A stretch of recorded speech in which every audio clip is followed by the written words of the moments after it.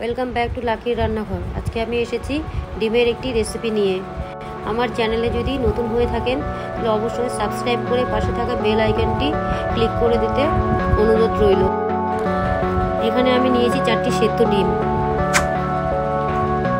তার সঙ্গে নিয়েছি 3টে কাঁচা লঙ্কা, কয়েক কোয়া রসুন এবং 1 টুকরো আদা, একটি টমেটো এবং একটি পেঁয়াজ। আমার লাগছে লঙ্কা গুঁড়ো, হলুদ গুঁড়ো, জিরে গুঁড়ো, ধনে গুঁড়ো, সামান্য একটু চিনি, লবণ এবং কাশ্মীরি লঙ্কা গুঁড়ো, এবং সঙ্গে লাগছে গোটা গরম মশলা এবং ফোড়নের জন্য একটি শুকনো লঙ্কা। গুঁড়ো মশলাগুলো সব লাগছে আমার হাফ টেবিল স্পুন করে। 1.5 টেবিল স্পুন মতো তেল দিয়ে দিলাম।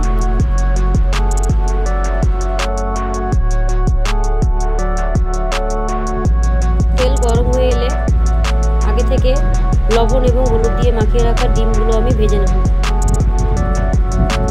ডিম হালকা হাতে নেড়ে চেড়ে লাল করে ভেজে নেব।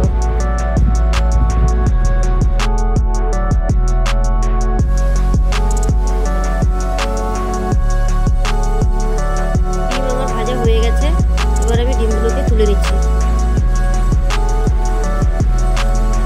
এবার ওই তেলের মধ্যে শুকনো লঙ্কার ফোড়ন দিয়ে আমি তার মধ্যে দিয়ে দিচ্ছি গোটা গরম মশলা, একটি তেজপাতা, সামান্য পরিমাণে জিরে, 2টো লং এবং একটি ছোট এলাচ। সামান্য নাড়িয়ে নিয়ে আমি আদা, রসুন, পেঁয়াজ, টমেটোর যে পেস্টটি তৈরি করে রেখেছিলাম সেটি দিয়ে কষিয়ে নিচ্ছি। এবার আমি সমস্ত গুঁড়ো মশলার একটি পেস্ট তৈরি করে নেব।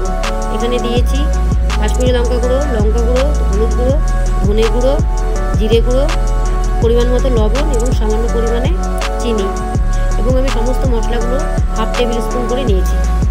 সামান্য পরিমাণে জল দিয়ে একটি ব্যাটার তৈরি করে নিচ্ছি, এবং এই ব্যাটারটি আমি মশলার মধ্যে দিয়ে মশলাটি ভালোভাবে কষিয়ে নেব।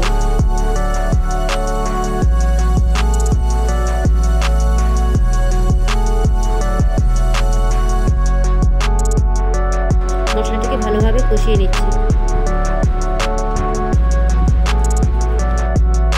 মশলাটি আমার কষানো হয়ে এসেছে অনেকটাই। মশলার গা থেকে তেল ছেড়ে দিয়েছে, আপনারা দেখতে পাচ্ছেন। মশলাটার রঙও অনেকটা চেঞ্জ হয়ে গেছে। সামান্য একটু জল দিয়ে হালকা হাতে আরও একবার নাড়িয়ে নিচ্ছি।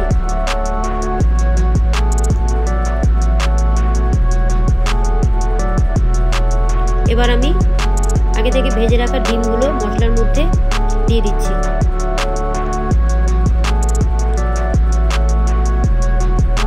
ডিমগুলো দিয়ে আমি আরও একবার হালকা হাতে মশলার সঙ্গে ডিমগুলোকে নাড়িয়ে নেব।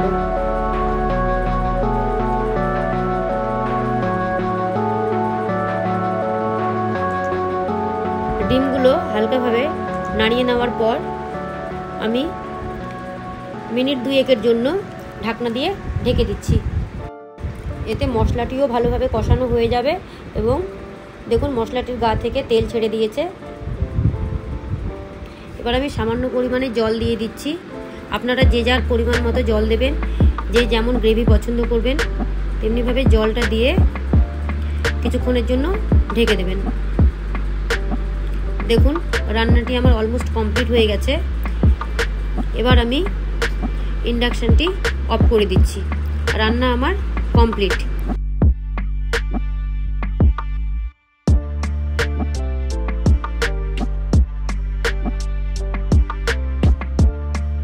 এবার আমি ঢেলে নিচ্ছি সার্ভ করার জন্য।